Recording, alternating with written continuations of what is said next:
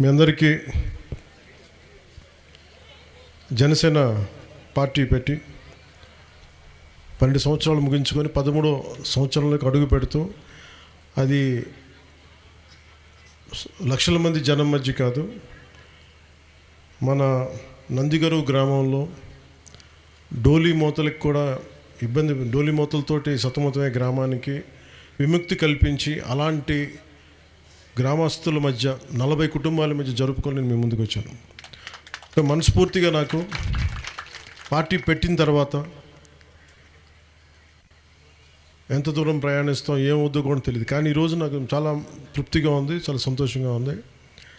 ఒకళ్ళని తలుచుకుంటే మీలాంటి యువత, ప్రజానీకం, ప్రజలు, అన్నదమ్ములు, ఆడపడుచులు మీరు మద్దతుగా ఉంటే 70 సంవత్సరాలుగా రోడ్డు లేని ఈ రోడ్డుకి ఒకసారి ఫోటోలో చూస్తే ఇది ఏ రోడ్డా అని చెప్పి దాని మీద కామెంట్స్ కూడా ఉన్నాయి. నేను కూడా అడిగాను, మన ఉన్నతాధికారులు కూడా అడిగాను, మన ప్రిన్సిపల్ సెక్రటరీ గారిని కూడా, సార్ ఇది నిజంగా రోడ్డు వేసారా లేదంటే ఏఏలో క్రియేట్ చేశారా అని.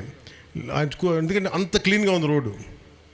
అంటే ఇది ఎందుకు చెప్తున్నానంటే, నేను వచ్చి ప్రత్యక్షంగా పర్యవేక్షించి, అలాగే మనకి జలజీవన్ మిషన్ నీళ్ళు ఎలా వస్తున్నాయి, ఏం వస్తున్నాయి, ఇవన్నీ పరిశీలించడానికి వచ్చాను. ఇది మీకు భరోసా ఏం కల్పిస్తుంటే, ఇక్కడ సమస్యలన్నీ రాత్రికి రాత్రి తీరవు. ఇవన్నీ కష్టపడి నిలబడి తీర్చే సమస్యలు ఇవన్నీ. మేము ఈరోజు మీకు ఈ భరోసా ఏం కల్పిస్తే, రోడ్డు వేసినప్పుడు మీకు ఒకటే భరోసా ఏం కల్పించాలంటే, ప్రధానమంత్రి గారి సహకారం కానీ, ఈ రోజున ఈ పర్టికులర్ పథకం పూర్తిగా 90% కేంద్ర ప్రభుత్వం ప్రధానమంత్రి గారి నేతృత్వంలో జరిగే నిధులు, వారు ఇచ్చే నిధుల నుంచి ఈ రోడ్లు వేయగలిగాం. ఇదే నిధులు ఇంతకుముందు కూడా ఉన్నాయి, ఇంతకుముందు కూడా ఉన్నాయి ఇదే నిధులు. ఎందుకు వేయలేకపోయారంటే ఆ డబ్బులు వాళ్ళు ఏం చేసుకున్నారో మనకు తెలియదు. మీకే వాళ్ళ నాయకులు ఎప్పుడు రోడ్ల మీదకి వస్తే అడగండి. మనం అదే నిధుల్ని మళ్లించకుండా ఇది మన పర్టికులర్లీ పీవీటీజీ గ్రూప్స్కి ఇవ్వాలి, వారి అభివృద్ధికి తోడ్పడాలన్న ఒక్క సదుద్దేశంతో ఈరోజు వచ్చి వాళ్ళు 5 సంవత్సరాలు ఉన్నారు, ఒక్క రోడ్డు వేయలేకపోయారు. ఈరోజు మనం వచ్చి మనం దాదాపు 200 మన పార్వతీపురం ఎన్ని చేసాం sir? How many kilometres we laid? Last 2 years నుంచి ఈరోజు దాకా కరెక్ట్ ఇంకా 2 సంవత్సరాలు తక్కువ 460 కిలోమీటర్ల పైచులకు ఇలాంటి రీచ్ అవుట్ అవును రోడ్లకి వేసాం. అంటే దీన్ని బట్టి నేను ఇది మీకు ఏం చెప్తానంటే, ఇంకా వేయాల్సిన రోడ్లు చాలా ఉన్నాయి, నీళ్లు ఇవ్వాల్సిన నీటి కనెక్షన్లు చాలా ఉన్నాయి, పిల్లలు స్కూల్స్కి కొత్తగా పెట్టాల్సిన అవసరాలు ఉన్నాయి, ఒకటిగా సమస్యలు అనేకం వస్తూ ఉన్నాయి. ఈరోజు ఒక రోడ్డు వేయడానికి వస్తే మనకి ఇక్కడ పండే పంటకి మేము వెళ్ళటానికి పక్క ఊర్లకు పోవడానికి కొంచెం కనెక్టింగ్ రోడ్లని, ఇవన్నీ చేయడానికి మేము సంసిద్ధంగా ఉన్నామని చెప్పడానికి, పారిపోవడానికి ఉండి నిలబడి సమస్యను తీర్చడానికి ఉన్నామని చెప్పడానికి మన నందిగారు గ్రామం నుంచి నేను ఈ రోజున జనసేన ఆవిర్భావ దినోత్సవం సందర్భంగా ఎన్డీఏ కూటమి ప్రభుత్వం తరఫున గౌరవ ముఖ్యమంత్రి నారా చంద్రబాబు నాయుడు గారి తరఫున మీ అందరికీ నేను ఈ మాట తెలియజేస్తాను. అలాగే మీరందరూ, నేను మీ చేత జేజేలు ఎప్పుడు కొట్టించుకుంటానంటే, మీరు వచ్చే ఎన్నికల్లో మమ్మల్ని దిగ్విజయంగా గెలిపించండి. ఈసారి పాడేరు వాళ్ళకి ఇచ్చారు, అరకు వాళ్ళకి ఇచ్చారు, ఈసారి ఎన్డీఏ కూటమిని దిగ్విజయంగా గెలిపించండి.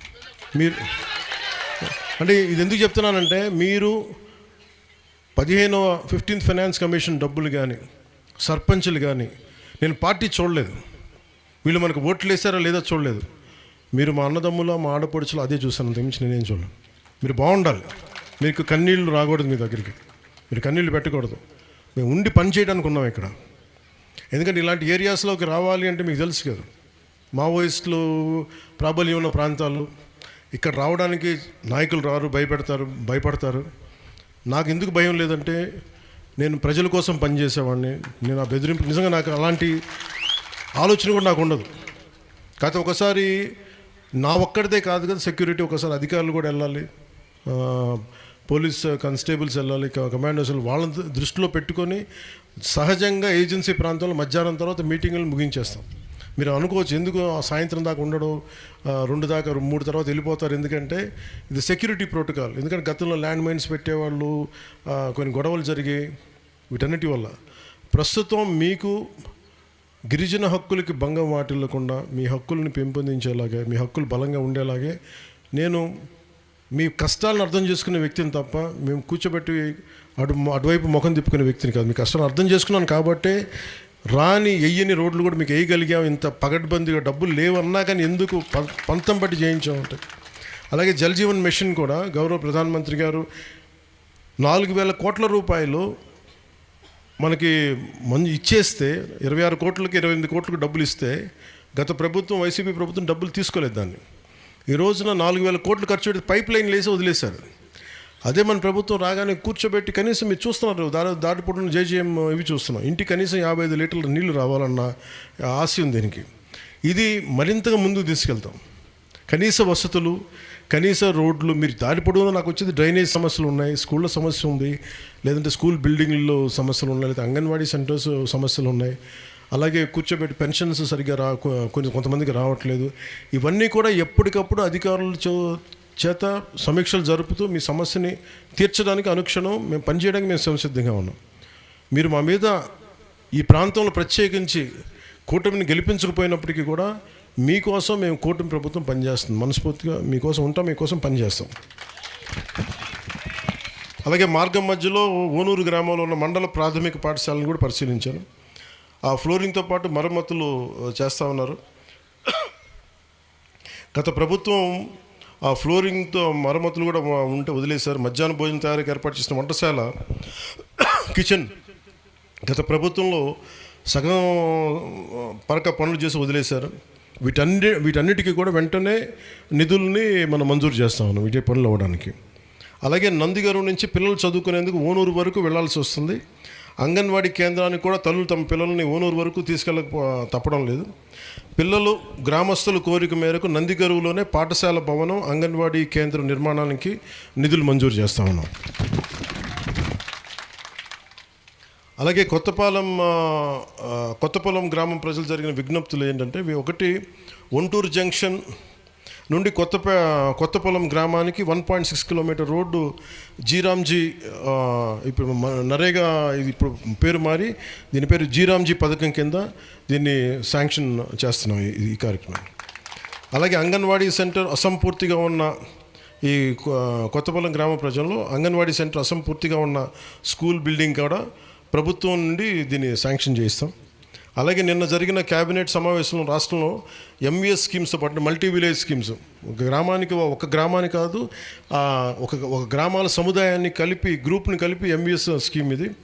వాటితో పాటు నేను ముఖ్యమంత్రి గారిని ప్రత్యేకించి అడిగింది, Jal Jeevan mission multi village schemes కాకుండా ఇండివిజువల్ ప్రతి ఇండిపెండెంట్గా ఉన్న గ్రామానికి, విడివిడిగా ఉన్న గ్రామాలకి, పంచాయతీలకి, గ్రామాలకి ఏం చేయాలి అని కూర్చున్నప్పుడు నేను ముందుగా ముఖ్యమంత్రి గారిని అడిగి నేను నిన్న క్యాబినెట్లో పెట్టడం జరిగింది. అది 3,000 గ్రామాలకి, గొంతుండిపోయిన గ్రామాలకి. మీరు చెప్తా ఉన్నారు కొంచెం మాకు నీళ్ళు లేవు, ఇందాక మీరమ్మ ఎవరు చెప్తా ఉన్నారు ఇక్కడ మా కిందకి పోయి మేము తెచ్చుకోవాల్సి వస్తుంది. అలాంటి గ్రామాలని గుర్తించి మీకు వెంటనే నీటి సదుపాయం సాధ్యమైనంత త్వరలో కూర్చొని ఏర్పాటు చేసే బాధ్యత కోసం మేము 3,000 గ్రామాలని నిన్న క్యాబినెట్లో శాంక్షన్ చేయించాం. ఆ పనులు కూడా జరుగుతాయి. అలాగే రేషన్ షాప్కి బిల్డింగ్ కావాలని కోరారు. అలాగే గిరిజన కోఆపరేటివ్ కౌన్సిల్ ద్వారా, జీసీసీ ద్వారా కూటమి ప్రభుత్వం వెంటనే దీన్ని మంజూరు చేస్తూ ఉంది.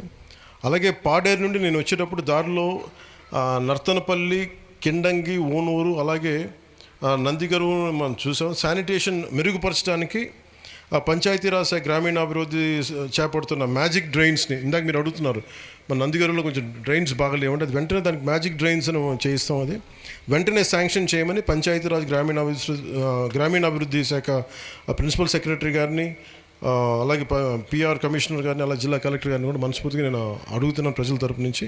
దయచేసి వాటిని మంజూరు చేయమని కోరుకుంటా ఉన్నాను. అలాగే కిండంగి గ్రామానికి చెందిన సుశీల్ గారు, మీకు మీ ఇల్లు శాంక్షన్ వెంటనే చేయిస్తాం, అది పిఎం జన్మన్ ద్వారా వెంటనే చేయిస్తాం. అలాగే తీయగడ్డ గ్రామం నుంచి ఓనూరు నుండి 3 కిలోమీటర్ల రోడ్డు కావాలని అడిగారు. దీన్ని పరిగణలో తీసుకొని ఒక్కసారి డీటెయిల్గా పరిశీలించి దీన్ని ముందుకు తీసుకెళ్తాం. అలాగే జేజీఎం ద్వారా 5 లక్షలతో తాగునీటి సమస్యను పరిష్కరిస్తాం. దీన్ని నిన్న క్యాబినెట్లో కూడా దీన్ని ఆమోదించాం. ఈ తీగడ్డ గ్రామం ఉంది నిన్న ఆమోదించిన గ్రామాలు, క్యాబినెట్లో ఆమోదించిన గ్రామాలు. అలాగే ఓనూరుకు సంబంధించిన కొర్ర లక్ష్మి గారు, మీరు కూడా అడిగారు, దీనికి మ్యాజిక్ డ్రైన్ శాంక్షన్ వెంటనే ఏర్పాటు చేస్తాం.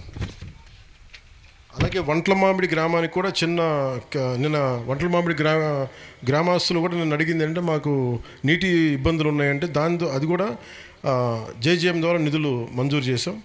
ఖచ్చితంగా అది మీ గ్రామం ఉంది, అది కూడా నీటి సమస్య తీరుద్ది. అలాగే చంద్రరావు గారు, మీరు సికిల్ సెల్ ఎనీమియా మీరా మాట్లాడతా బాబు, అక్కడ ఎవరు మీరు ఒకసారి ఇట్రండి.